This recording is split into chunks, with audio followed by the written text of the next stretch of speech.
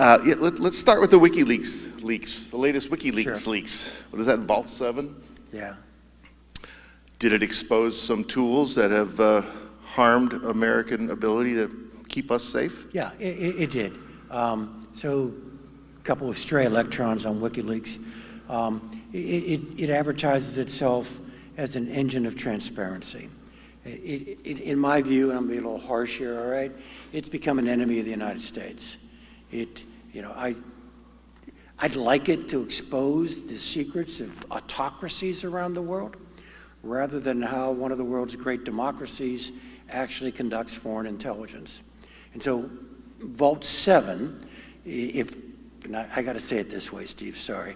If we are to believe what we read, okay, Vault 7 is a description of tools that have been developed by CIA to conduct legitimate foreign intelligence against legitimate foreign intelligence targets. Even with Julian Assange trying really hard, he really can't implicate American privacy in what it is they've shoved out the door. Now, I get it. I got a Samsung, all right? I got an iPhone, okay? But so do an awful lot of people you want us to target around the world. And so, I mean, we live in a universe in which the bad people don't use specific communications devices or specific encryption systems. They use the ones that we all use. And so if you want your intelligence services to be able to do what I think you want them to do, they need the ability to go after these kinds of devices and encryption schemes, even though you and I are using the same devices. Well, first of all, do you believe what you read? Actually, I can't say. I mean, I got an answer, but I can't say it. Huh? All right, I just can't be in the position of confirming. All right, so just accept that I'm saying if what we believe is true, and then I just spent 6 minutes telling you what I thought about what we read. What do you think the American people want the intelligence community to do? I think they want we'll call it the IC, the intelligence community. I think you want the IC to protect you. Now this is a tough thing for Americans. Terry said I was director of NSA, the National Security Agency, in addition to CIA. When I was at NSA, I would routinely say, look, we only need two things to do the job you want us to do. We've got to be secretive, and we've got to be powerful. And we live inside a political culture that frankly just trusts only two things: secrecy and power. And so we create this dilemma that always exists for free peoples. I mean, let me step back one level of abstraction, all right? We didn't like King George. He was too autocratic, remember? So we defeated him and created the Articles of Confederation, which weren't strong enough to protect you. So we all went to Philadelphia and drew up the Constitution. She created a strong enough government, but that scared us a little bit. So we went home and wrote the Bill of Rights. I mean, you see the pattern here. We're just forever trying to create the balance between a government strong enough to keep us safe, but not so strong that it threatens your liberties.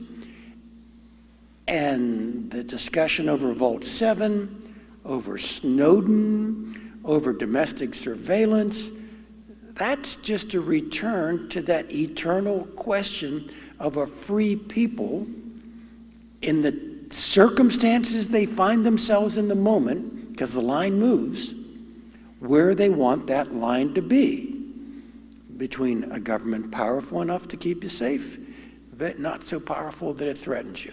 And again, Steve, I really mean this, the line does and should move. Do we want the intelligence community to adhere to the law? Absolutely.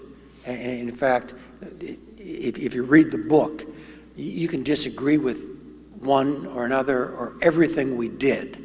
But one of the things you'll see in the book is that we were not indifferent to the law.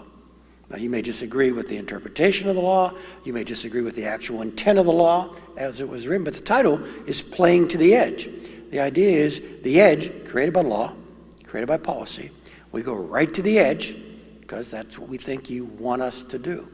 Honest men can argue about the edge.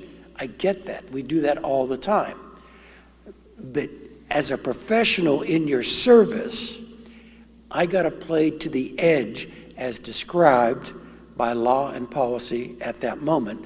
Otherwise, I may be protecting me, or more logically, protecting my agency from a future bad news story, ugly congressional hearing, and so on, but I'm not protecting you. And that's the oath we take. So with that oath, do you decide whether to cross the line?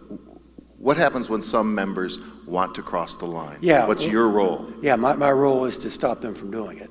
My role is to say, no, we don't do that. We've got to play on this side of the line. Now, I get to go to the political process, talk to the president, talk to the Congress, actually sometimes talk to you and say, here's where the line is, and I'm getting a little worried because if I'm playing over here, I think I'm giving up some stuff over here you might want us to go get. And then we have the honest debate, and we make the decision. Now that sounds cartoonish, all right? It sounds oversimplified, but there is real power behind that. So let me cut right to the real ugly stuff, all right? Renditions, detentions, interrogations, black sites, and so on, all right? The American political process told my agency in 2002 they were okay. They were on the good side of the line, even doing those really hard, very controversial things. And to really underscore this, I was a director. I inherited that program. I didn't create it. I created the surveillance program. We can talk about that later, all right? But I inherit the RDI program, renditions, detentions, and interrogations. And so I'm become director of CIA in 2006, and what do we got here? What's going on? Give me the history. So I spent the summer mastering the program, and actually then in August presented to President Bush some fairly dramatic changes to it, which I think on balance you would call scaling it back. Not ending it, but scaling it back. But the story I want to tell you is that when the program was being launched, there is an absolute requirement. You got to go tell Congress.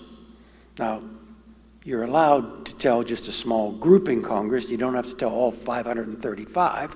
You tell what's called the Gang of Eight, the chair and ranking that head up the intel committees, and the senior member of both parties in each chamber. So George Tenet, one of my predecessors, would tell the story that he would send his folks down there to explain what we were doing, because, you know, this is atypical stuff. This is something we had never done before. And George was all on pins and needles, waiting for the people to come back after briefing the members of Congress. So they'd come up to his office on the 7th deck at CIA, and George said, "What'd they say? What'd they say?" And Steve, the answer was, "George, you wouldn't believe it." Well, what do you mean? The only response we got from the members was, "Are you sure that's enough?" So we acted as if we had the political and legal sanction of the American people in doing it. If you want me to defend it, I can. That's not my point. My point is that there was a line drawn. We played up to the line, and the line then, it moved after 9/11, and it moved in 2006 when I actually made the program less aggressive. Did you find Congress an honest partner? You know, no one gets a bridge built back here for being a member of the Intel Committee. All right, you know, no roads get paved. You get no pork coming home. So it is a labor of duty. All right. If we made any mistake in carrying out the box and the line and how far we went and renditions and surveillance and so on, I think it was a mistake to confine our notification to the Gang of Eight. Remember I said we didn't have to tell all 535. We could only, by law, you can confine it to the Gang of Eight because it's so sensitive. Now, I would never have told all 535, all right? I mean, why not? You can't keep a secret, all right? I mean, should they have to? Yeah, they should, but you can't tell 535 members of Congress and You know, so for example, so we go down there and brief the committees, which means 22 in the House, 15 in the Senate. So we're doing 37, right? So I go down there and we tell them about this really hush hush is really going on.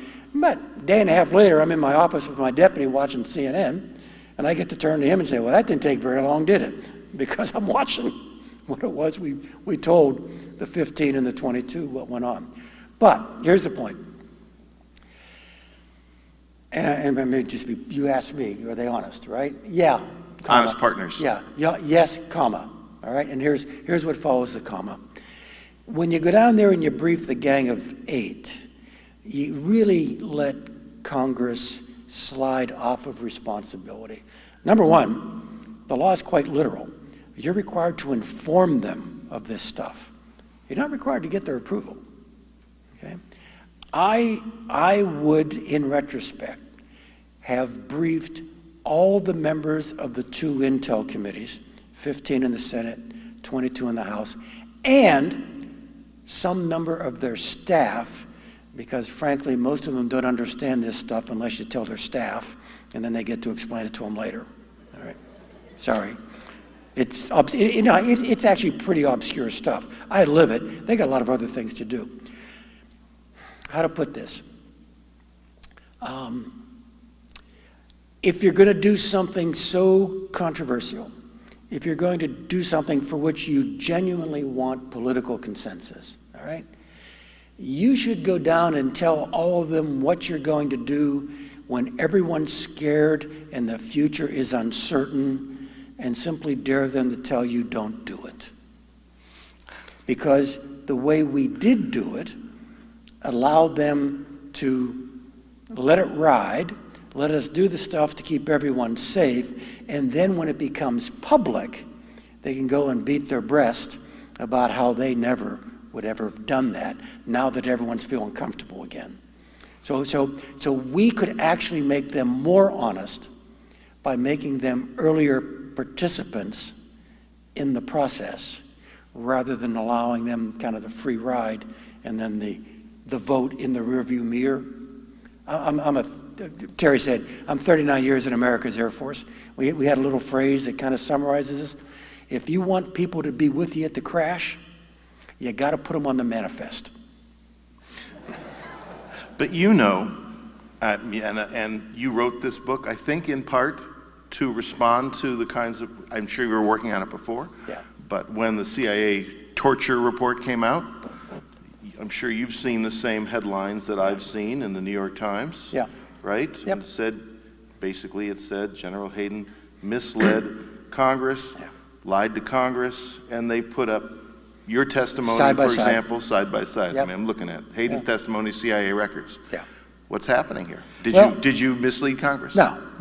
I mean, so what are the lessons learned? I'm just pulling another page from the book, because I actually take this on in the book. I know. Yeah.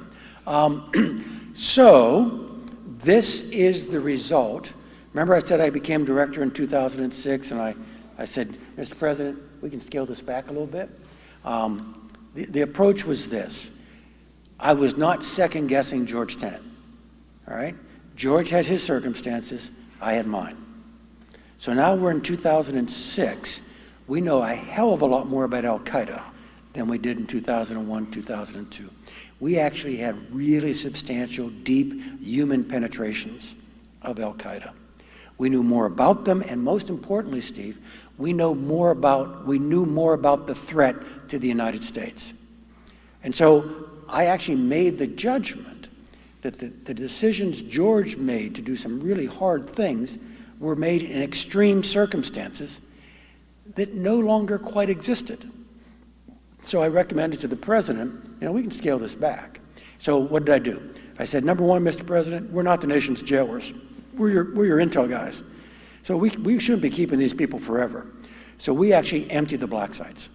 In Labor Day weekend, 2006, the president approved, and we moved our final 14 prisoners. By the way, just to give you a sense of scale, we held about 100 in the life of this program. CIA. Yeah. About a third had what we called enhanced interrogation techniques. 3 were waterboarded, and the last one was waterboarded in 2003. So 2006, I say to the president, you know, we're not the jailers, we're the intel guys. We can get rid of these people. And so we moved, over Labor Day weekend, we moved the last 14 to Guantanamo. We kept the sites open. In Truth in Lending, I actually put a couple of people in them in the future, beyond 2006. But we reduced the population to 0. I convinced the president that he should make a public speech about what we had been doing. And I also convinced the president we should go full Monty to the 2 intelligence committees. Right? And it was in the full Monty, okay, my going down, attempting to explain what we had done. This is now April of 2007, that I'm in front of the Senate Intelligence Committee and laying out, let me show you what this program was. Now, I had with me Khalid Sheikh Mohammed's interrogator and the CIA General Counsel, so I'm not flying solo here. And we laid out, Steve, to the best of our ability, exactly what we had done in this program. Now, they went back with the benefit of 11 million pages of records. The New York Times. The committee. The committee. 11 million pages of records and 2 years of research to point out the exceptions to the generalizations that I attempted to point out in my testimony. So what are the lessons learned? Number one, tell them about it when it's happening in real time. Don't depend on a director who comes in 5 years after you did it to go and explain it to the entire committee. Check. Good lesson learned. And another distinction is that the committee, I'm sorry, this sounds like quibbling, but you asked, I didn't bring it up. The committee conflated the program, the one I just told you about, with what CIA did immediately upon the invasion of Afghanistan with a bunch of battlefield captives. And in fact, the program, with the approved techniques and the DOJ opinion and the president's laying hands on this, the program, Steve, was actually begun because we had so badly screwed up the original prisoners on the battlefield in Afghanistan. So where I would say X, the committee would find an exception to X, and very often the exception to X was pre-program. It was something that had happened. For example, they pointed out that a prisoner in our custody died. That's true, all right? More out of incompetence than anything, but a prisoner died. It wasn't in this program. I never denied that a prisoner died. We had told the committee that a prisoner had died, but it's not part of what I was trying to explain to them. Well, gray areas. You talk about gray areas. Yeah. And you operate in the gray areas. All the time. I always say his name. Abu Zubaydah. Abu Zubaydah. Did the enhanced interrogation on him give you intelligence, or did he give that intelligence before the enhanced interrogation? He gave some intelligence. He clammed up. It was decided, and he was the first one against whom enhanced tech. He is the first one in the program, right. All right? And the agency's record shows talked, stopped talking, enhanced techniques, resumed talking. And that is the view not of George Bush's CIA. I got to point out, Steve, that is the official view of Barack Obama's CIA. Did he give you new information? Yeah. He gave us information. I mean, the charge is that he didn't. Yeah, right? I understand that. I understand. That is inconsistent with the historical record at the agency. And look, so this comes out in 2014, right? So I'm long gone, all right? The agency, Barack Obama's agency, mounts a defense with, frankly, the support of the president and his chief of staff, Dennis McDonough, pushing back against the primary conclusions of the Senate report. Look, I don't want to. I can, and I can offer defense of any of the charges, and I can admit where we were wrong and say no, that's not quite right. But let me share with you remember this, the box, right? Okay, the line, and policy, law. We don't do the lines. You do the lines. Congress does the lines. The president does the lines. So after this report comes out, okay, and it was a scathing report from my point of view, very one-sided, prosecutorial, not historic, but don't bother. Brookings, which is about the most center-of-the-road, competent think tank you can have in D.C. Brookings conducts a scientific survey of you. And by a factor of 2 to 1, and this is after the report's out, by a factor of 2 to 1, the American people say, yeah, I'm okay with what CIA did. And they asked a sub-question so that they could distinguish those who were closely following the Senate report as opposed to those who were not.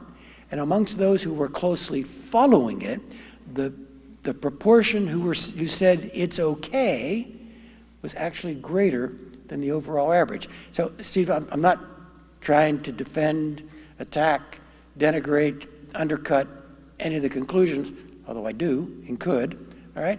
I'm just telling you that that box, okay, you bear some responsibility for. And the Brookings conclusion was fascinating. The Brookings conclusion was that even after this scathing report, the consensus of the American people approved CIA's actions not just in retrospect, but the survey was so strong, it seemed to be approving those actions in prospect, should any president decide to do it again. Approval is not the same as moral right and wrong. Yeah? Reconcile that for me. Sure. So when I become director of CIA, I cannot, do this in a church, so it should be obvious, I cannot abandon my own moral self, all right? I mean, I actually have to be true to myself, but I'm also representing you, and what is in and outside the box is the product of an American political process that has its own legitimacy. So don't think we treat this lightly. I treat this in the book, all right? I told you I put 2 people in black sites after we emptied them. Right? One of them was Abdul Hadi al-Iraqi, who, when we got to the black site, we actually told him who he was, because he was traveling in alias. That impressed him. And then we told him who we were. And he fundamentally said, I heard about you guys. Let's talk. Okay? So we had the advantage we wanted, and he talked. The other fellow was Muhammad Rahim al-Afghani, and he wouldn't talk. And we actually had good intelligence when he was captured. This would have been early 08, maybe late 07, probably early 08. When he was captured, other sources began to report that senior al-Qaeda leadership in the tribal region of Pakistan began to relocate. Pretty good indicator that this guy knew stuff. He was tough, he wouldn't talk. And so I had to make the decision, should I authorize enhanced interrogation techniques against him? At that time, it's probably more than you ever want to know, but at that time we had 6 authorized techniques, okay? I actually say that 4 of them I had used against me by the badly named Sisters of Mercy in Catholic grade school. Okay. One was an attention grasp on the lapel. The other was an attention grasp on the chin. A third was a slap across the face. And the 4th was a backhanded slap to the tummy. All right? Those are just designed to intimidate the detainee. The other 2 were non-trivial. One was diet manipulation, which was, frankly, a liquid diet of 1,400 calories a day of liquid Ensure, with closely monitoring weight loss and so on. Force-fed? No, God, no. We just gave him liquid Ensure. That seems to be penalty enough from my point of view. All right? No, not force-fed at all. And the other was sleep. Sleep deprivation. All right? And the basic rule was 96 hours of sleep deprivation. I had the authority to extend it in 24-hour increments if all the medical indicators were such that we were not causing what the law said we could not cause, permanent physical or mental harm. And so I tell the story in the book. You know, I'm sitting there, product of Catholic grade school, thinking I'm leading a pretty moral life with a responsibility to keep your family and my family safe, with a guy who we've got a reasonable good indicator, knows there's some really bad people who are living because they're moving, right? And I have to make the decision, do I or do I not authorize extended sleep deprivation against another human being. I tell the story in the book that I was in Guantanamo walking through Camp 7. Remember the 14 that we sent? They were segregated from the rest. So I went down and I actually walked through the site. And I came across one of those styrofoam boxes that lunch comes in, okay? And I had Abu Zubaydah's lunchbox in front of me. And he had etched on it those lightning bolts and other things that you see adolescent boys etching on the backs of their notebooks and so on, right? And so I'm looking down at this, and I relate in the book, you know, that it's easy to hate another human being from a distance. It's hard to do it when you know him well. And I'm looking at Abu Zubaydah's adolescent artwork, knowing he's a really bad man, and he deserves to be exactly where we got him, in Guantanamo, but not able to avoid the reality of his humanity. And so now I'm thinking of that when I'm looking at this order, that only I have the authority to sign. And I've got to make the decision. I have to make the moral judgment in the range of choices available to me. What is the most moral course of action? I signed the paper. Well, you wrote pen in hand, Yeah, hesitating to take that step. yeah. So what triggered the final decision? The final decision was that in addition to my personal moral code, I had strapped on a broader moral responsibility as the director of the Central Intelligence Agency.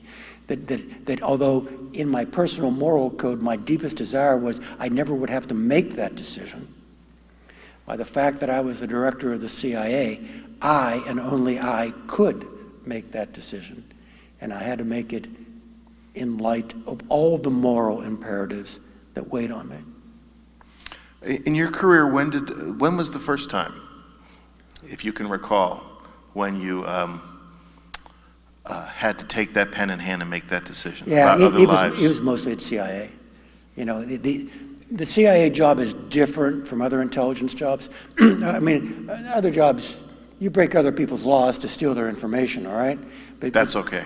Yeah. I mean, it's an adult movie out there, you know? It's R-rated, okay? I mean, espionage is accepted international practice. So you put people in harm's way, all right? It's an ever-ending reel that keeps going because of that practice. Yeah, it does. But so you have a sense of moral responsibility for your people because you're asking them to go do things that put them at risk, all right?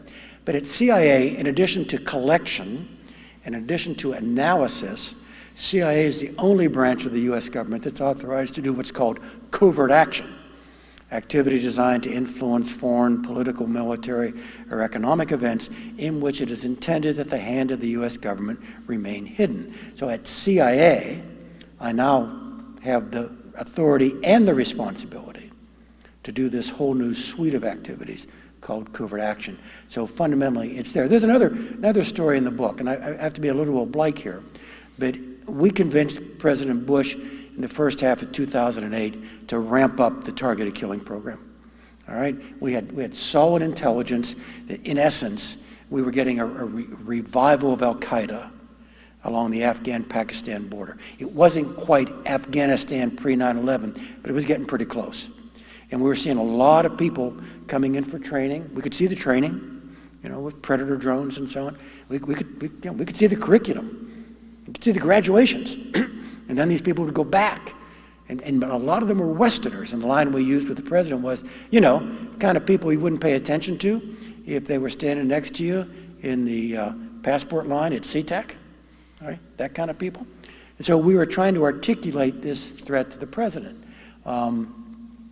I never said this to the president, but if you kind of put everything we said in the first 6 months into a frying pan and boiled it down, or cooked it down to what I'd call the essence of 6 months was, Mr. President, given this threat, knowing what we know now, there will be no explaining our inaction after the next attack. And in early July, the President amped up our authorities, the authorities of the United States government, to conduct drone strikes, all right? The first drone strike after the authority was expanded was against a fellow named Abu Khabab al-Masri.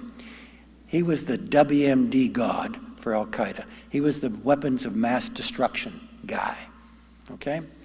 And we had been moving heaven and earth to pin this guy down. And frankly, we had a lot of people at risk to pin him down. We finally had really high confidence that's him.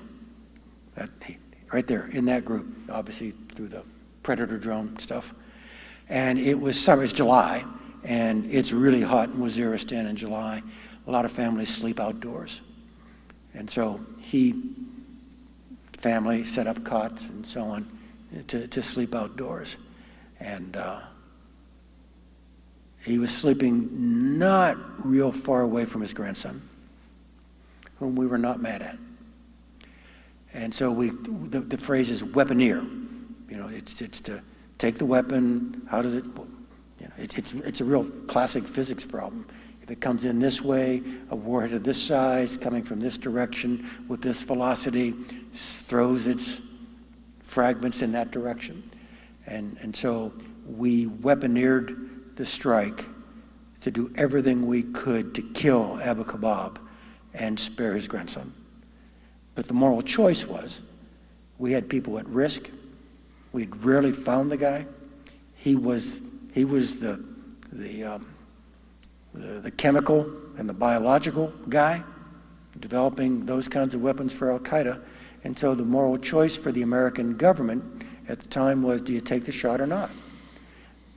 We made every effort we could to arrange the strike so it killed him and spared his grandson. We killed him and his grandson. All right? Are you okay with that? Well, I'm not okay with it, but when I revisit the decision, I go, no, that was the correct decision. Back to what I was trying to describe earlier. I mean, these people in CIA, and I guess this is the real message, and not me, but the people in CIA, they have strapped on a moral responsibility on our behalf that most people don't have. Okay? So the line I use is, these are not alien beings at Langley. These are people who share your values. They went to the same high schools. They went to the same universities. They still go to the same churches.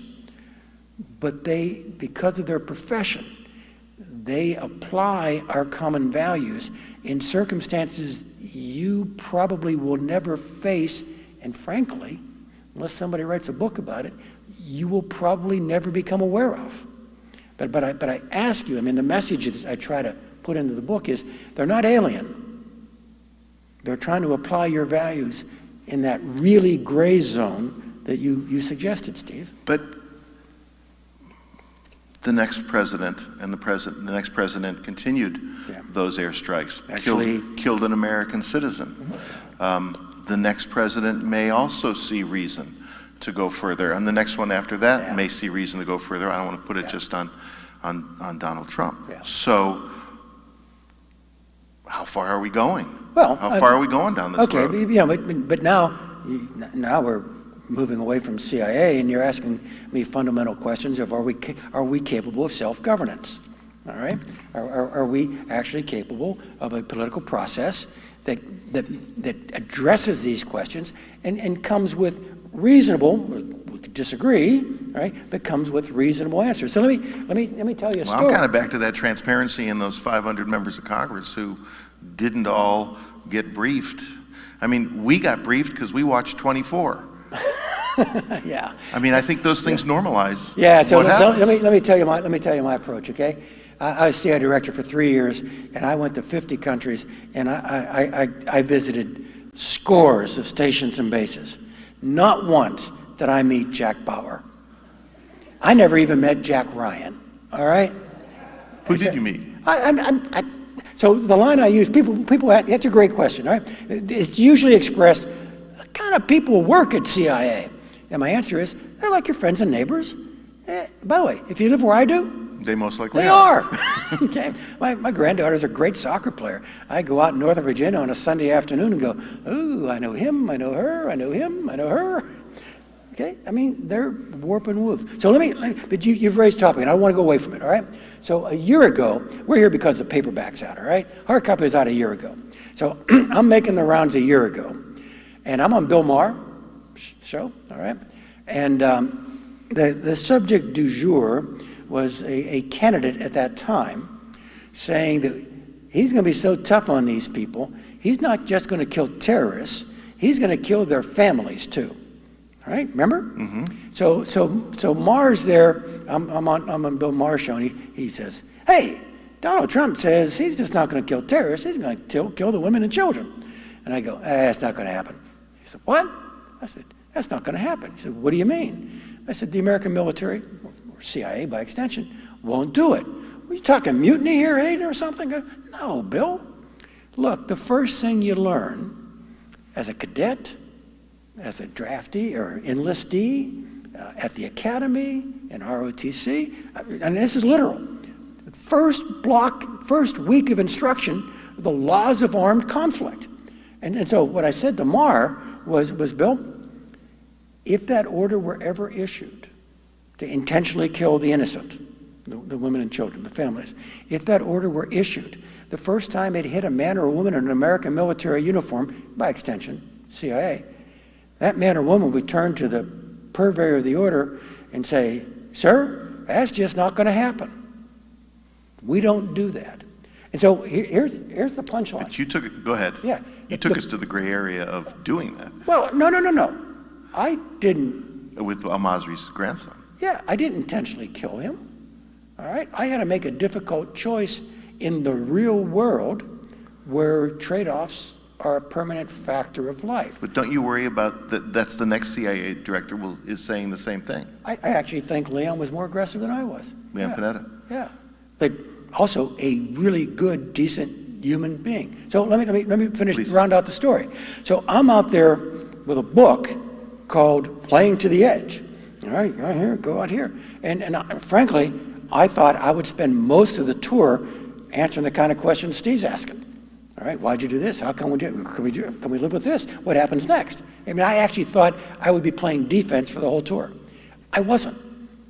I actually spent more of the tour not explaining why we were okay playing to the edge.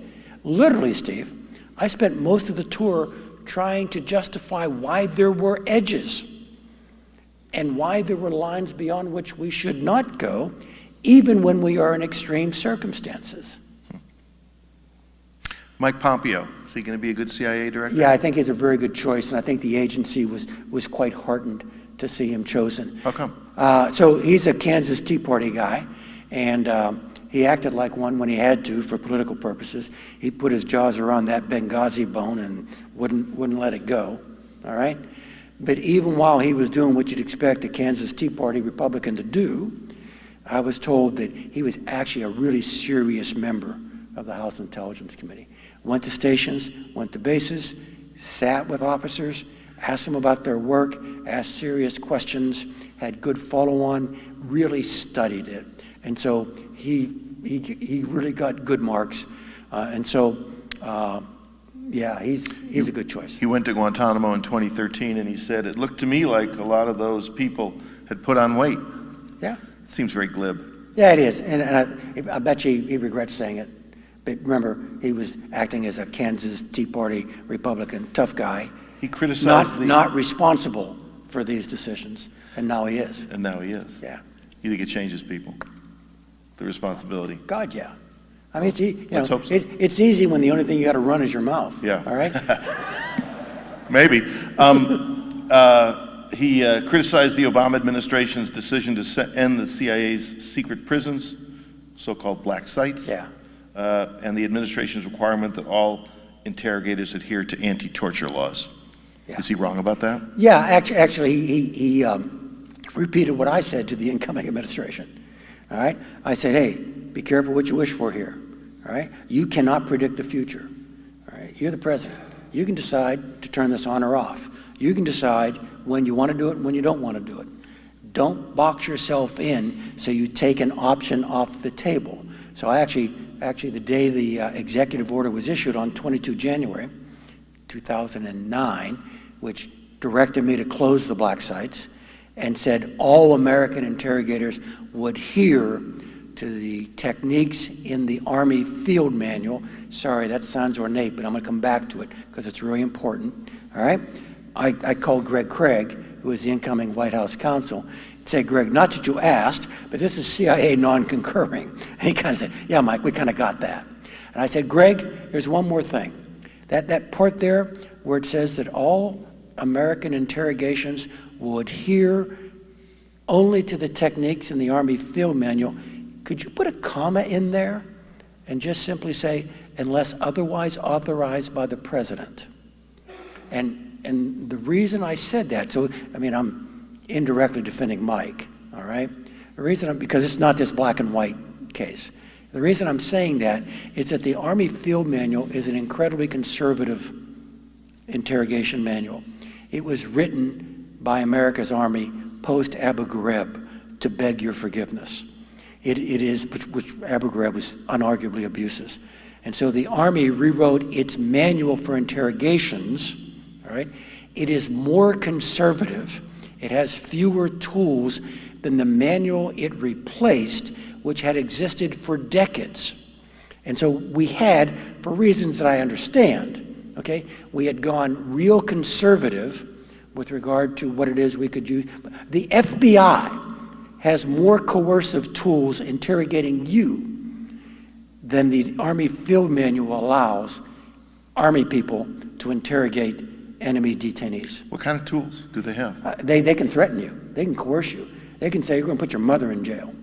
You cannot threaten because it's not one of the authorized techniques in the Army Field Manual. I think somewhere you talked about 13 unauthorized techniques. 13 authorized. 13 authorized techniques, yeah. And they're all still there. No. Those are the ones that are gone. Those are the ones that are gone. That's why I said unauthorized. Yeah, and now you've got, I think it's 19 authorized techniques in the Army Field Manual, but they are relatively soft. They are the techniques. They are the techniques that you should entrust a 19-year-old E3 using in battlefield conditions against a uniformed enemy combatant, which after all is the purpose of the Army Field Manual. No one, Steve, look, this is the origin of Pompeo's complaint, all right? And he knew it wasn't going anywhere. He just wanted to put a marker down. No one can claim that the Army Field Manual exhausts the universe of lawful and accepted techniques. And so, that was Mike's point. What techniques from those now unauthorized 13 would you bring back? I wouldn't go to the unauthorized 13. You would not? No. How about this? How about sleep management? Okay, not deprivation, management. You know, what we do to enlistees at basic training. Waking up at 5 in the morning? Yeah, that's not allowed. But sleep deprivation is? No, sleep deprivation was one gone. of the 13 that was taken off the table. But my point is, even sleep management, which is, again, what we do to our own basic trainees, right, is not authorized in the Field Manual. In doing the research... We're really getting into really fine print here, all right? Don't have to remember, right? None of this is testable, all right? But the point you need to take away, and what I try to build up in the book, is you can disagree with any of this, but it wasn't lawless. There was great attention to try to define where the line is, and this is the important point, Steve, in a place we had never been before. But what about in researching this, you looked at what happened at Abu Ghraib, you looked at what happened in the early things, using dogs, putting people up in those positions. Yeah. Abu Ghraib. How were those the people? misbehavior of a Maryland Reserve unit at a prison west of Baghdad. How were those people able to, given the moral core we talked about, what happened? I mean, it is unauthorized, illegal, immoral, should never have happened. But frankly, I'm looking for why, but it did. And let me go one more. And purposeless. Yeah, all right? We learned that, right? I mean, you can look, a really honorable position you could have after I've gone through the 13 and the slap and so on. You can say, Hayden, I just don't want you to do that. Okay? That's not consistent with look, I got that. I share that value code, all right? A lot of people want to say, I don't want you doing that, and it didn't work anyway. that last part of the sentence. Today's CIA, Barack Obama's CIA, George Bush's CIA disagree with the back half. So the sentence you get to say is, even though you say it worked, I don't care. I don't want you to do it. Okay? Abu Ghraib didn't have that. So Trump, okay? So now the president, as a candidate, says, I'm going to do waterboarding and a lot more. And I'll tell you why, because they deserve it. We never did anything because they deserved it.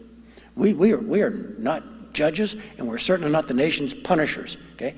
If we did anything, and we did tough stuff, if we did it, it wasn't to punish, it was to learn. It was to take a defiant detainee, one whom we thought had information that could keep you alive, and try to move him from a zone of defiance into a zone of cooperation.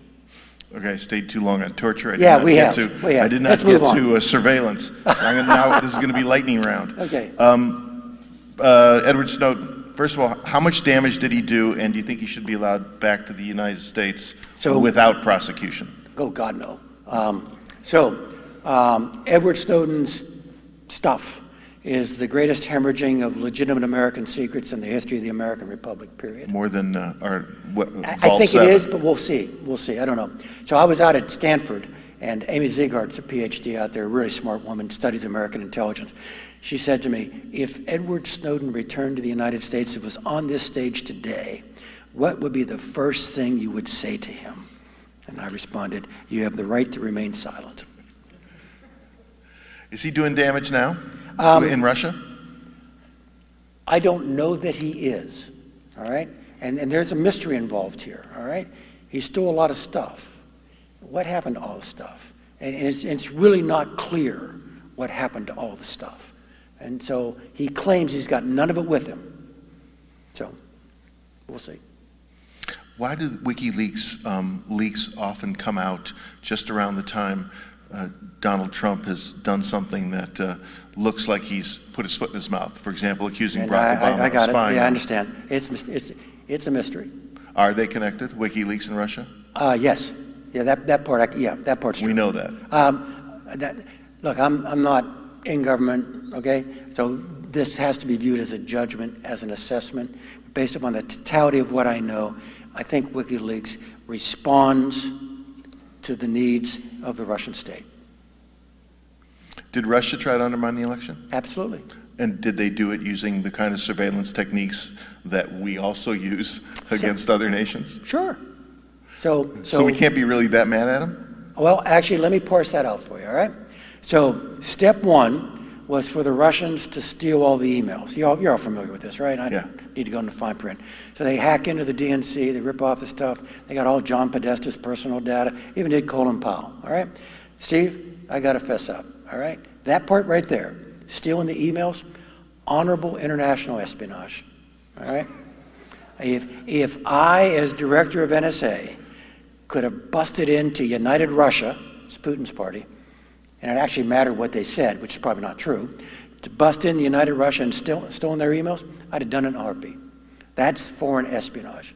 So that's not the sin here, all right? Where's the line? Yeah. The line is then taking the data and literally weaponizing it, washing it through WikiLeaks and another site called DC Leaks, pushing it into the public domain, creating an army of trolls, which then treat the data in such a way that the algorithms of the people up the road here pull the data forward as if it were trending because of the faux attention that it's getting, and then use that data to A, mess with your mind, and mine and yours. That was clear. This classically is called a covert influence campaign, all right?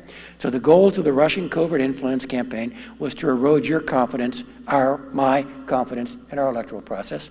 Second purpose was to beat up Hillary Clinton because he hates her. The third was to weaken the inevitable President Clinton by delegitimizing and putting out that you cheated with Bernie and you didn't let him run and so on, to undercut her legitimacy as president, because they thought she was going to be president too. And then about September or so, they kind of said, damn, that other guy could win. And so at that point, they began to put their thumb on the scale to actually favor Trump rather than just punishing the former secretary. Everything I just told you is a high confidence judgment of the American intelligence community, belatedly accepted by Team Trump in January of this year. So take that to the bank. That's what happened. Now, did any of that affect one vote? I don't know, and frankly, I would categorize it as unknowable, and therefore we're done talking as to whether or not they affected the outcome. Donald Trump is the president. You called Trump a useful fool I did. to the Russians. Polezny durak. Yeah. Oh, you want me to explain that? Yeah. Oh, okay. So this And does he know he's a useful fool? That's what makes him useful. Okay. So I'm trying not to be disrespectful here. You're boxing me in. So I wrote this editorial op-ed for the Washington Post the Friday before the election, and what I try to do, and I really did try to do this honestly and respectfully. I said, man, there's a lot of stuff going on here I don't understand. All right. Number one, what I just told you, the Russians doing all this stuff.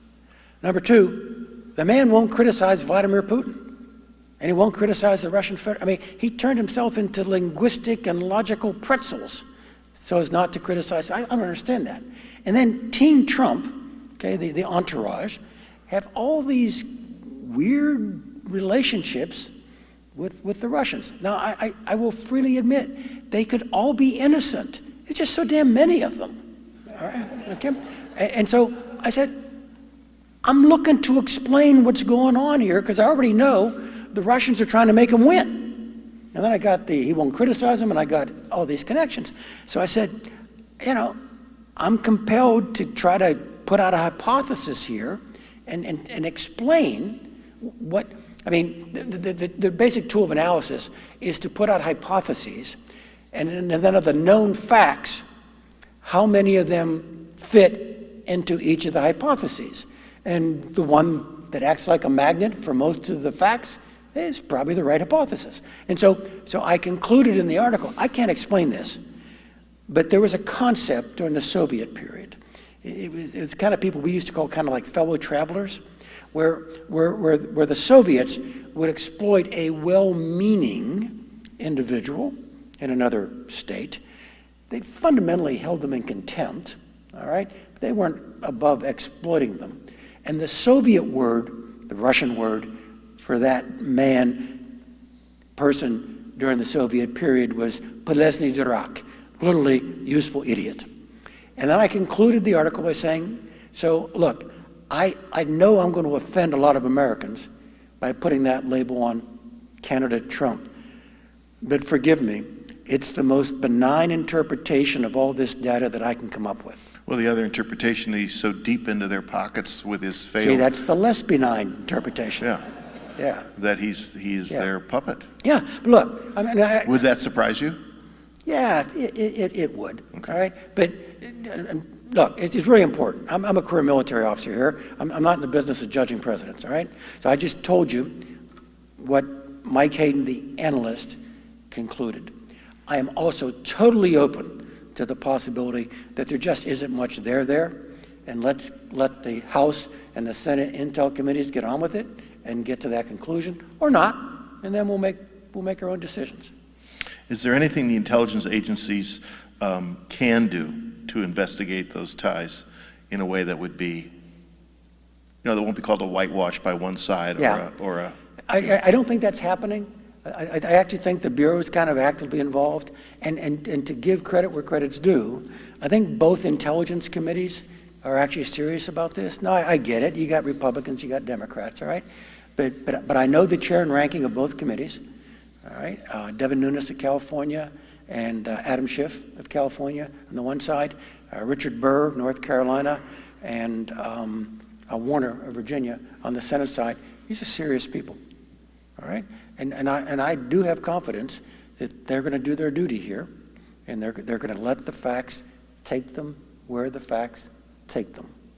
You know, I heard you say to Charlie Rose that in the case of whether Apple should let the government in, whether there should be backdoors built into some software. You said no, and that you thought that the best outcome would be that there would be encrypted phone, that the data would be safe from phone to phone, because at least that way people would have confidence, I guess. Given what Vault 7 tells us, is that because individually it looks like you can go to that individual phone and still get the data you need? You can somehow use the person's individual phone to do those things? You don't need the security software, or you don't need the back door? Maybe. Is that what, I figured that's what we learned. So what Steve's referring to is, surprise some folks, a lot of people like me, not just me, sided with Apple on the San Bernardino phone, the FBI, Jim Comey, Tim Cook, you got to let me in. We side with Apple, and we side with Apple, as you described, on security grounds. We felt America was a more secure nation, even if Jim Comey couldn't get into the phone, right? Because there are all kinds of threats. Terrorism's one, but that cyber thing's pretty serious too. And we just thought, on balance, in this particular case, the cyber danger created by forcing Apple to bust their own system, all right, was actually too big a price to pay to do the forensics on the phone, really, post-crime. Because other people could use that same backdoor? Look, a hole is a hole. Once you've punched a hole in an encryption system. By the way, you know, the Director Comey, whom is a really good guy, all right, and I understand why he wanted to do this. Jim said, what we need is, you know, we kind of need our own key, and don't worry about it. We're not going to share with anybody. We're going to keep it real safe. Vault 7 should tell you how good a plan that is. All right. So let me one more spin of this, because it's very important. So the Apple guys were really surprised. People like Hayden were, whoa, Bubba, we didn't expect that. So they actually called me, and they said, former Director Hayden, I'm out of government by this time. I'm long gone. Former Director Hayden, we're kind of surprised. We're pleased, but how'd you get there? And I walked them through my logic, a little more detail than we've done here tonight. And they said, okay, well, thank you. Yeah, we share your reasoning, and we're glad you're saying it, because when we say it, you know, by definition, it's kind of corrupt because it's self-interest. But you saying it gives it a little more authority. And I go, no, fine, no. Can I keep you on the phone one more minute? Yeah, sure. I said, you know, I believe what I just told you, and I think if I were still director of NSA, I would still believe that. But can I share with you one more thought? They go, sure. I'm talking to, it wasn't Tim Cook on the phone, but it was pretty close. And I said, if I were still director of NSA and you and I were having this conversation and I said thank you very much, and I would hang up and I believed everything I just told you, you know, I'd swing around my chair, right? And I'd pick up that red phone and I'd hit that button down to the Office of Management and Budget, and I would say, I just got off the phone with Apple. I'm gonna need about $70 million, because I gotta figure out a way to kick in the front door of that damn iPhone, okay? And the guys at Apple said, yeah, we get that. That's your job, okay? Our job is to make it as secure as possible. Your job to do what you have to do is to find ways to get in it without forcing us to create a weakness that makes the phone vulnerable generally. So, I mean, there is a healthy respect for the different lanes. And so what you're seeing in Vault 7 is kind of people doing what they should be doing. How do you get a microwave to spy on you, though? I got nothing there. I'm sorry, I can't help you. What's the biggest... although I do put tape over all my Samsungs, I'm just saying. What's the biggest cybersecurity threat right now? Though I do want to go to your house and see people. So there's lots of ways of answering that question, right? So it's a huge question. Right? Yeah, and one of the answers is, oh my God, somebody's going to turn out all the lights east of the Mississippi, all right? Kind of that macro catastrophic. Right. I don't do that, Steve. You don't think that? I really don't. All right, number one, it's harder to do than you think. Trust me, I used to play offense. Seems like it would be. Second, you can't do this from the basement. This requires the resources of a nation state, and a big nation state, to even be in that game. It's a tough problem. And so the line I use is, if the Chinese are turning out all the lights east of the Mississippi, That's not the first thing in the briefing. There is other stuff going on. This is a subset of a much more serious issue. Until they do it. No, I'm serious, all right? This is hard to do. And by the way, for nation states who can do it, or might be able to do it, or might be tempted to try, actions have consequences, okay? Nation states get punched back. Yeah, well, we've seen that with Iran, right? And the bug we did not release into their... I have no views on who may or may not have done that. Stuxnet. Yeah, I've read about that. All right. So you asked, what's my greatest worry? So my line here is, how bad could it be? Which is your question. With how likely is it to happen? Okay, so that's really what you're asking. Where those lines cross right now, for me, is kind of Sony North America plus. You familiar with the Sony North America attack? They didn't like the movie, right? Oh, right. They had a right. I've seen it. It's awful. Okay. Okay. And the North Koreans went after them, and it was a vile attack. Destroyed data, stole data, collapsed networks, threatened physical harm to the workforce, and so on.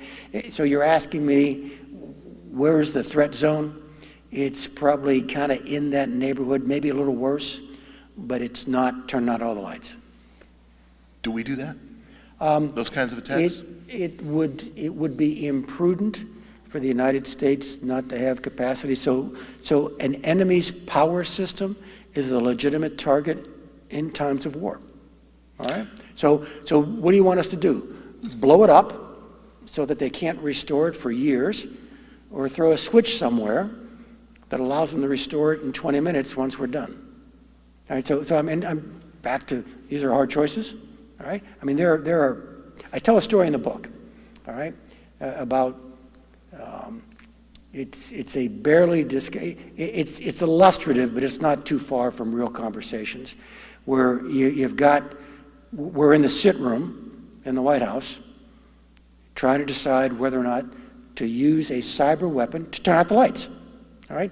And here we want to turn out, in the scenario I'm drawing in the book, we want to turn out the lights in a relatively small area of a country where we want to go do something. So in essence, turn out the lights so we suppress the air defense system so we can go do an airstrike. Logical scenario. So I worked through how the meeting goes.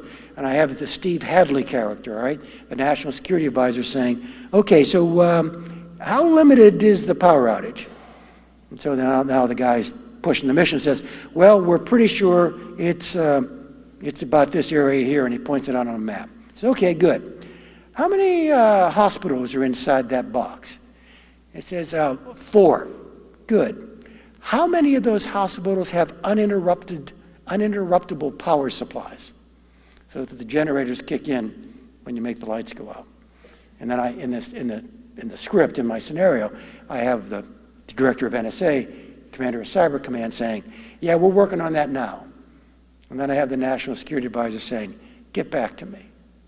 In other words, in the American use of such a weapon, okay, collateral damage concerns become a very dominant theme.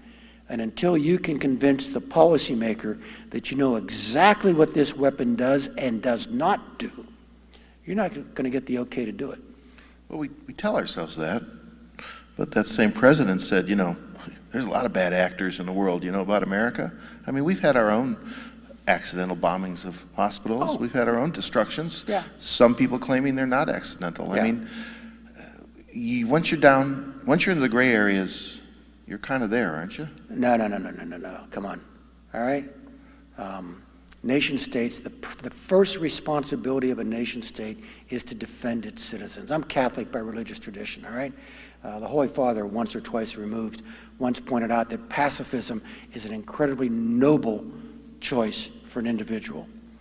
It is an irresponsible choice for a state that has the moral duty to defend its citizens.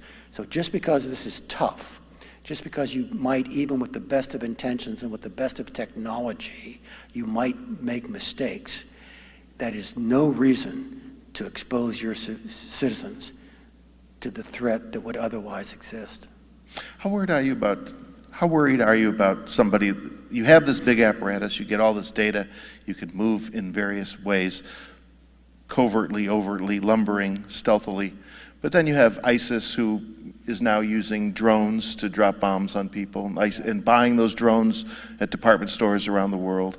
ISIS, which, what did they, distributed? Buying those encrypted cell phones at the same stores. Right, yeah. Right, that's right. And they had little, they sent out a bunch of little USB drives that got plugged into computers and took otherwise secure systems out. Are you always playing catch up with those? It's not always, catch up's not the right word.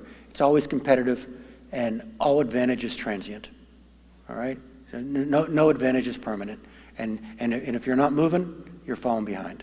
I mean, seriously, I mean, so you spend a lot of money. Your intelligence community at the national level gets $53 billion of your taxes, and it employs 100,000 good Americans each year to try to keep up with that game.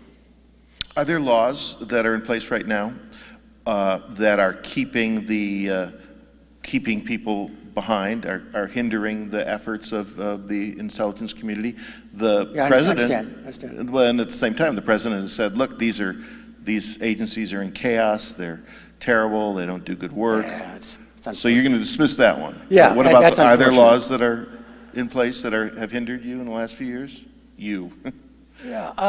And you're in the deep state. Yeah, actually, that's an interesting question, and frankly, nothing immediately jumps to mind. You know, now, if I were in there and there might be a little this, a little tweak here, hey, how about a little more headroom over here? But no, fundamentally, I'm actually pretty comfortable with where we are. I mean, you know, back to playing to the edge. We changed the box after 9/11. We did. Let me give you another thing to think about. It maybe makes you even more worried, all right? And this was maybe more pertinent 4 years ago when we actually thought we pretty much had this thing won, remember? Kind of pre-ISIS. Remember the president? Al-Qaeda's on the run, the tide of war is receding. Yeah, that was wrong. And we've seen a resurgence. But at the time, I was at the University of Michigan doing a 9/11 talk, all right? And I actually, and remember me, I'm the security guy, right? I just defended renditions, detentions, interrogations. I pointed out well-targeted killings were a good idea. I started the surveillance program, so I got, you know, I'm not a wimp on this, all right? And I actually said, though, you know, I got a problem, okay, with regard to what you just asked. How much authority do you need? Do you need any more? Okay? This is a ratchet wrench. It only goes one way. Okay? What political courage is required of a congressman, a Congress, or of a president to simply say, you know what?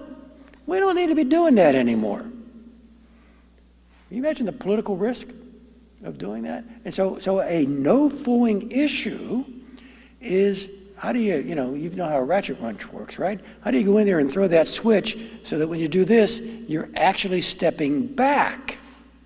You're actually limiting authorities that were appropriate then, but are not necessary now. So it's a little bit like the macro thing I described in '06, where I emptied the black sites, but kept them open, reduced techniques from 13 to 6, all right, to step back. And so a real no-fooling issue that President Obama really did try to address is, how do I get out of permanent war? Now that's become more mooted because we got an enemy now who's more realistically threatening us. But we're going to get back to this.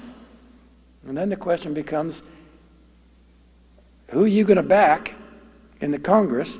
I mean, the big plural you, the 320 million you, who actually says, now we need to stop doing some things that I was fully in favor of 1, 3, 5 years ago.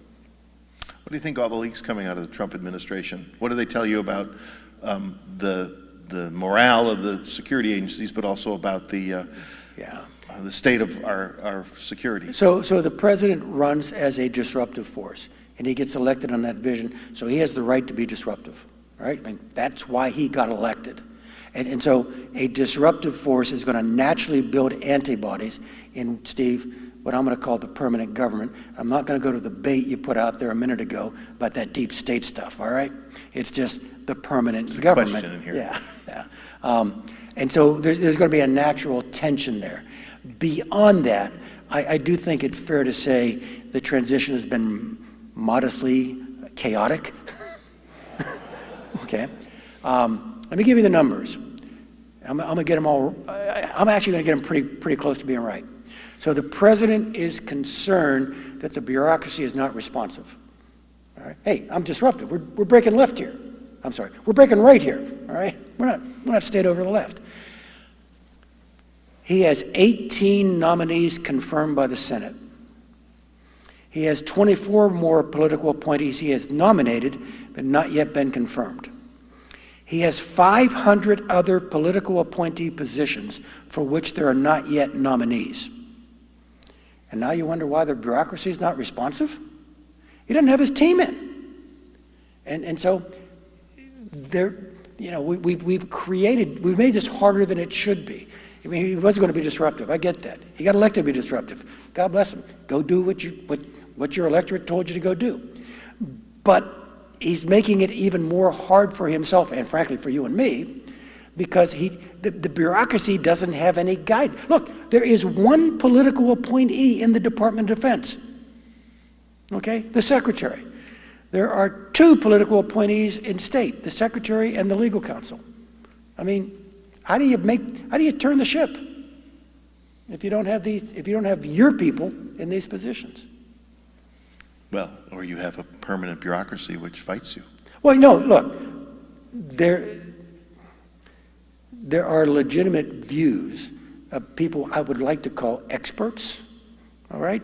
Experienced professionals. So let me do the history of CIA. This will be useful, all right? So you got some sparks flying between the president and the intel community. You got Mike Pompeo on board. So one of Mike's heavy lifts is to calm his guys down and to bust into the inner circle in the White House to a president who famously said he didn't need the briefing. So let's go through the history of this century. We've had 3 transitions since 2000. When George W. Bush became president, no one changed at CIA. He kept tenet in place. 8 years later, when Barack Obama became president, 1 person changed out at CIA. I was the only one. And President Obama called my deputy, Steve Kappas, to talk him and the rest of the staff into staying on. And now, 8 years later, President Trump's in. He swaps out Mike Pompeo and Mike's deputy. All right? Steve, the rest of the organization is comprised of career intelligence professionals. They work for Republicans, they work for Democrats. They aren't the deep state. They aren't intuitively opposed to the president. Frankly, their only purpose for existence is to serve the president. And so I think the president is making a mistake in creating the dichotomy, I'll just talk inside the intel community, between himself and these people here whose only purpose in life is to make him smarter than he would otherwise be. Does the Freedom of Information Act do enough to satisfy the people's concerns about surveillance and government overreach? Nah, probably not. So, do you support the Freedom of Information Act? Of course I do. I mean it. I seriously do. So let me rehearse this. This is important. So you mentioned Snowden. How big a deal, how bad a deal was it? So Snowden, first of all, the Snowden stuff gets pushed out not by Snowden. All right, he gives this stuff to a bunch of journalists who are frankly, actually, they say they're agendaed. All right? I mean, Glenn Greenwald says he's an advocacy journalist.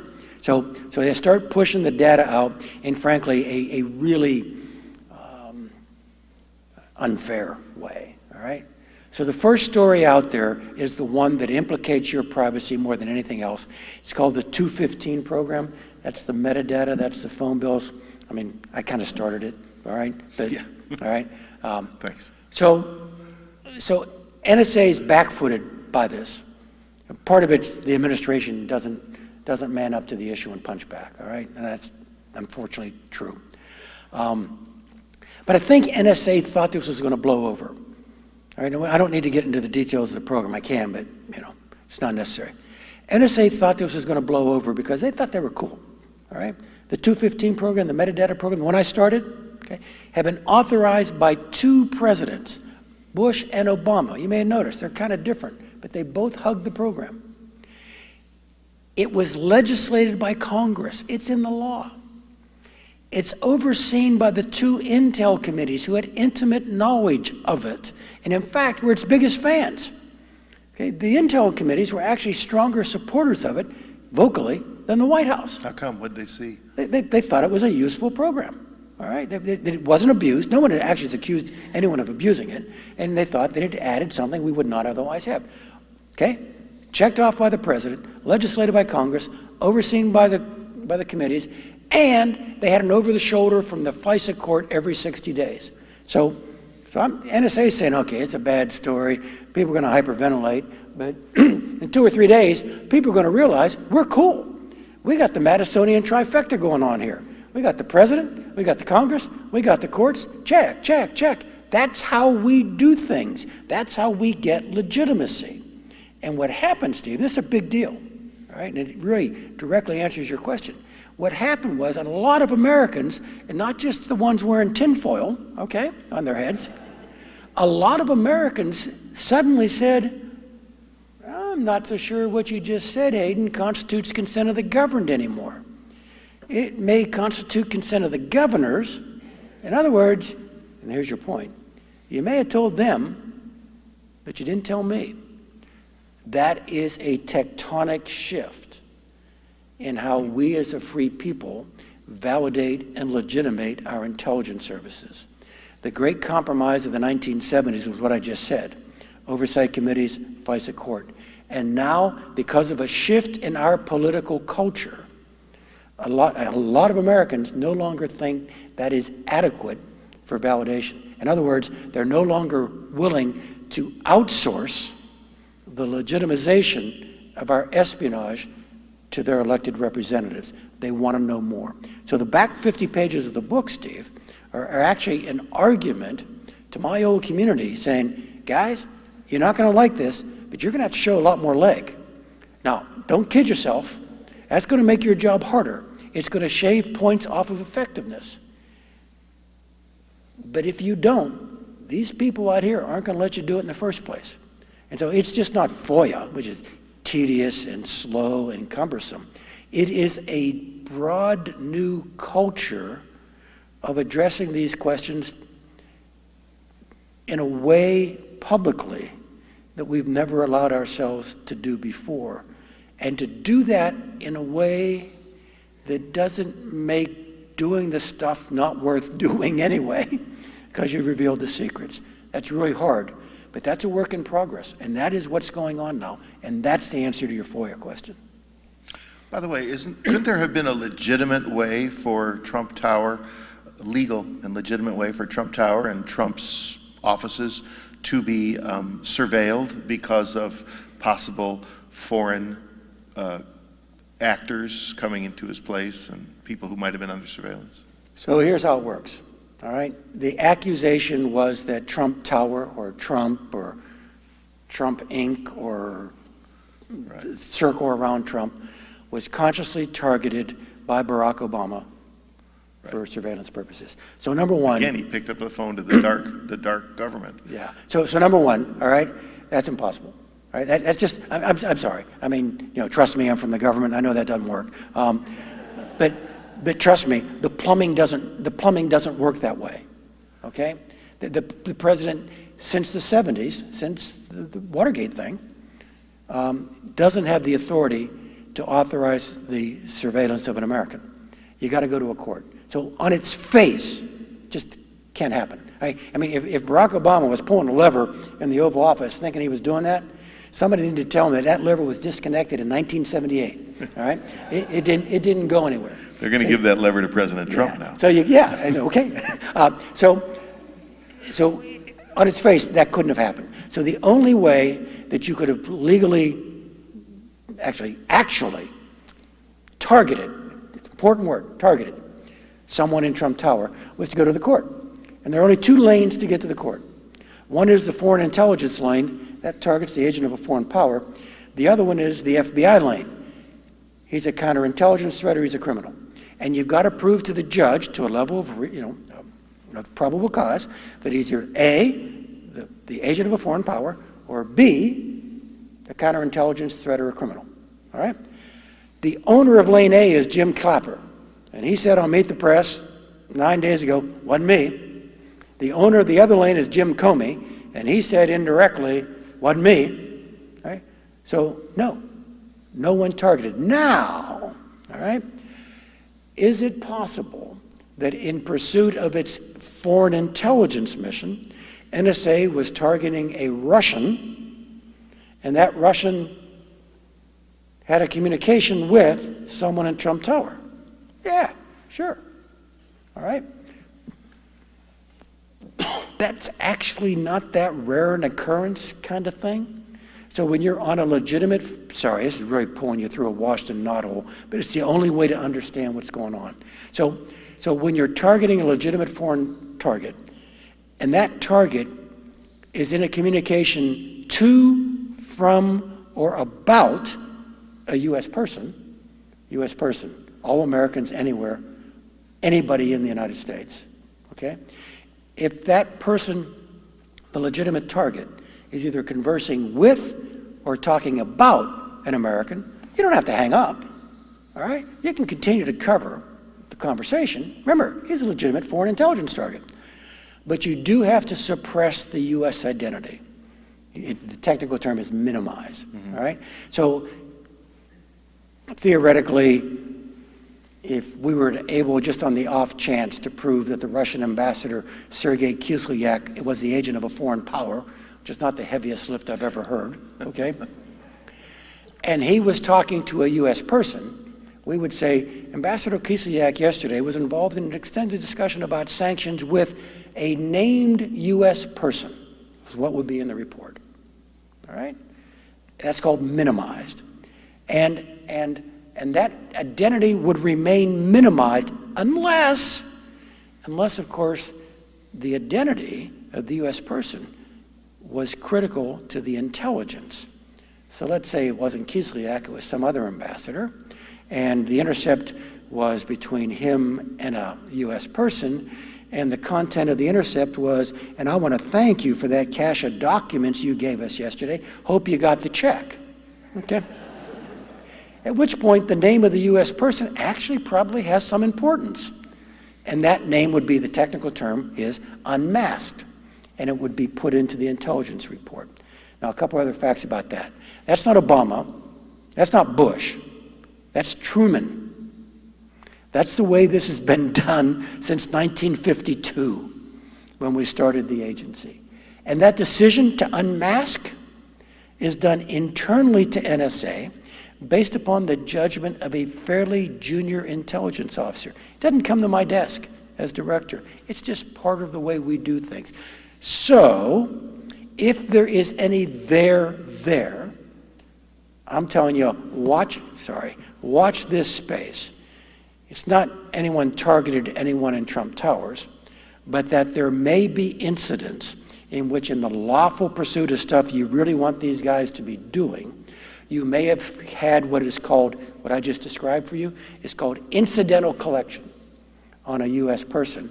And from time to time, the U.S. identity may have been unmasked because it's important to the, by the way, that's a really bad story for the Trump campaign, okay? That either A, Comey or Clapper thought they were an agent of a foreign power, that's ugly, or the identity of someone in the Trump circle was so essential to the intelligence of a foreign intercept, they had to name him, all right? So I don't know why this is a story he really wants to pursue. Well, especially considering all the names that have come up surrounding him with his aides. I went quite long, and I did get a lot of your questions in. I just, you know that Saturday Night Live sketch that showed Ronald Reagan as this doddering old fool saying, "Hello, little girl," and then the door closes and he's this amazing whiz of a president. You portray George W. Bush not as a lazy, uninterested man, but as somebody who was nitty-gritty in the details of intelligence with you on a regular basis. You bet. Not the perception we have some people have of George Bush. Yeah, that's an unfortunate perception. Look, all human beings have strengths and weaknesses, all right?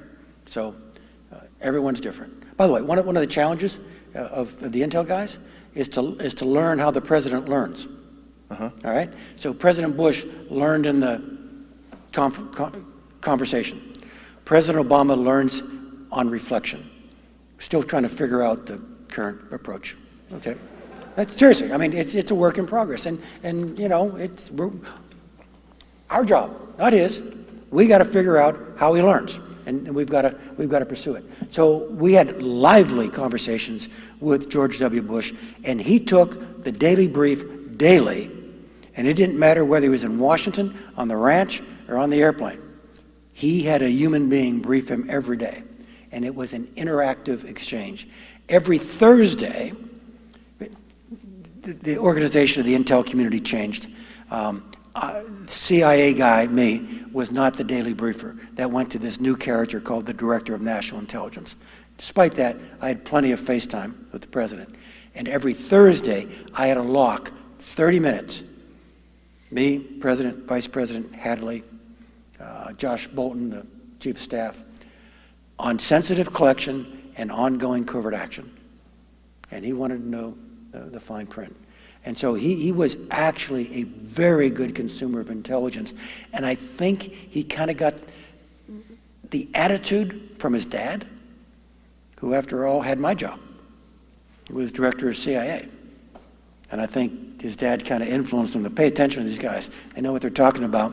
They can help you. So he was actually a very sophisticated consumer of intelligence. Is 30 minutes enough time? Once a week. Yeah, and I had to figure out, I mean, I'm an instructor now, right? So I got to figure out what's ready for prime time, what we're doing he really should know, rather than just nice to know. By the way, I mentioned this in the book. I became intimate with the West Wing in 43-2, all right? In other words, the second administration of George W. And I know there are a whole bunch of stories out there that, Rumsfeld, Cheney, kind of pulling the, I have no idea what happened in 43-1, okay? But in 43-2, I had no doubt in my mind who was the President of the United States. You said he was a young man who was learning, maybe. Yeah. In the first. By the time I'm in there, because I actually kind of get in at about 05, so 05, 06, 07, 08, I'm there on a routine basis. No question, he's the President of the United States. He's the one making these decisions. Are we sharing information with our allies effectively? Are we still the leader and the best? Are other of our allies doing good work in intelligence gathering? We are the mother lode.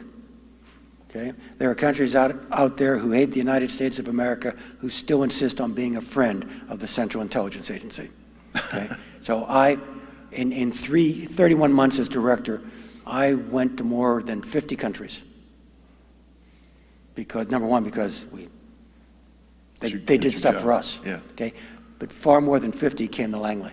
Okay? And here's the relationship, all right? We're big, we're global, we're rich. They're small, they're focused, and linguistically and culturally more agile than we are. And so there is a natural partnership that can be developed between yourself, we call them liaison, between you and liaison, even when the political waters are pretty turbid and so on, because both you and they know your institutions are going to be around when these guys are gone. And so you really do want to sustain these relationships. So again, everyone wants to be CIA's friend. Do we have good relationships? Do we have any relationships with Iran that make you hopeful for not the agreement, which you said, well, it's an agreement we could have done better, but we didn't offer any better options. Yeah. But that make you hopeful that Iran emerges as a partner in the region with its neighbors and not the enemy? Yeah, now keep in mind, I'm 8 years out of government, all right? But my answer is no, I don't think so. It's still an Iran that is a threat to destabilizing those regimes. Oh yeah, oh yeah. Israel, they're Hezbollah, still Hamas. their view of self is still as a messianic nation. All right, Henry Kissinger summarized it really well. Iran's got to decide: are they a cause or a country? And right now they're playing cause. All right, it's very interesting. I mean, back to President Bush and the intimacy. I mean, we had some pretty candid conversations, and he only yelled at me a couple of times. All right. About what? They were both about Iran. Okay. The first one was he spoke in a hole in my sternum. All right, just saying, Mike, and this is 07. Mike, I don't want to be faced. Mike, I don't want any president ever to be faced with only two options with regard to Iran. The two options were bombing or the bomb. All right. And so his pressure on me was, so go find out what's going on. And actually, there were two baskets of questions about Iran he always asked. One was, how's the nuclear program going? We got that. We knew that. The other one was, how do these guys make decisions? Ooh, tough. All right? It was a very opaque society. And it was very hard. You know, he's trying to influence their decision-making. So he wants me to tell him, so how do they make decisions? Who's the key players? Where are the exposed nerves? Where are the influence points? And I, frankly, wasn't very good at it. He had a great line once. He said, Mike, I get it. It's hard for you to tell me everything about North Korea. Nobody goes there, you know. But half Los Angeles goes to Tehran every summer. So how come we can't find out what's going on in Iran? In other words, it wasn't the closed society that some other hard targets were. Well, let's end on North Korea, because I think your quote was the fun-loving Kim family. They've developed a missile that will soon be able to reach Seattle. I actually picked Seattle for specific purposes. Thanks. Yeah. So. How much of a danger are they, especially with a destabilized South Korea right now? Yeah, and one hopes the South Koreans get to some measure of stability quickly. But you know, they're a democracy now, isn't it? Yeah. Which is a wonderful success for American arms and American diplomacy. It really, really is. And we actually can affect things for good. So the problem coming down the pike. So I got this little silly shorthand: our choice, their choice, no choice. Okay. So our choice is ISIS, all right? It's our move, all right? What are we going to go do? And he's doing certain things. No choice, I think, are Russia and China. I think they're going to hug the ground for a while. They're trying to figure out this guy. You know, okay, what are the things he said does he mean? And so I do think both the Russians and the Chinese are going to kind of go quiet. So our pick, our choice, ISIS. No choice, Russia, China. Their choice, North Korea. They're coming down the pike. That's going to be the first crisis of the Trump administration, because North Korean security policy looks like it belongs on the bottom of a shampoo bottle. It's provoke, demand concessions, repeat. All right? And so they're into got to go provoke. And so that's what we should be expecting. What options does a wise intelligence officer give to President Trump? It's a wicked problem. There are no good choices.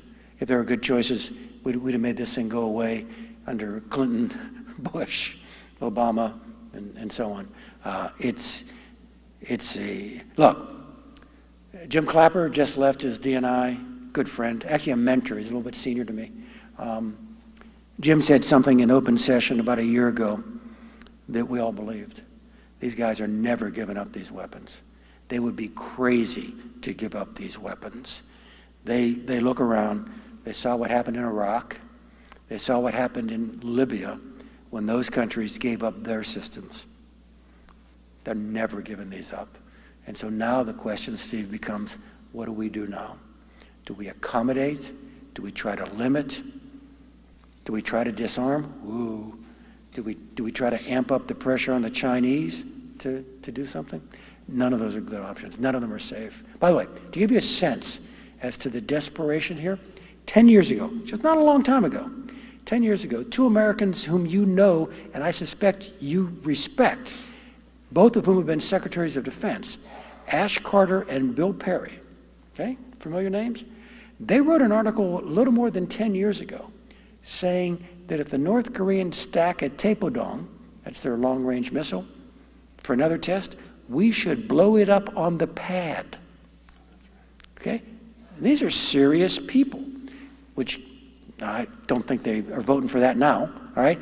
But it does suggest to you that we're really getting into an extreme position here. And hence my line that you quoted. It's very likely that within this Trump administration, North Korea will be able to reach Seattle with an indigenously produced nuclear weapon aboard an indigenously produced intercontinental ballistic missile. They will have technical problems, they'll have fusing problems with the weapon, miniaturization problems with the weapon, staging problems with the rocket. I get all that. So it will be a low probability shot. But my punchline then, Steve, is what kind of odds are you comfortable with? Right? Because that's where we're going to end up in about 3 or 4 years. How about a happy question? What do you tell, this was one of the questions, what do you tell young people who want to be intelligence officers? Oh, it is one of the greatest opportunities to serve your country. Now you're going into a space, you know. I was doing Meet the Press. Tim Russer, it was a month before Tim died, and so he trots out Vice President Cheney's Meet the Press session 12 days after 9/11, in which Cheney says, "We're going to the dark side." And so he plays that on me, you know. And he says, "Well, General, what do you think?" I said, "Oh yeah, that's us. we're going to the dark side. We're gonna go work in the shadows." And by the way, if that offends you, just let us know. We'll come out into the sunshine and we'll hold your hand, and we'll let that guy we left in the shadows kill us both. And so the challenge for American espionage is to do this task necessary, actually not just compatible with American democracy, but essential to it. Because scared people don't make good Democrats or Republicans. Scared people begin to nod at their neighbors' rights, and when they get real scared, they start chewing on their own. And so the success of this enterprise is not just about American security, it's about American liberty. General, thank you. Thanks.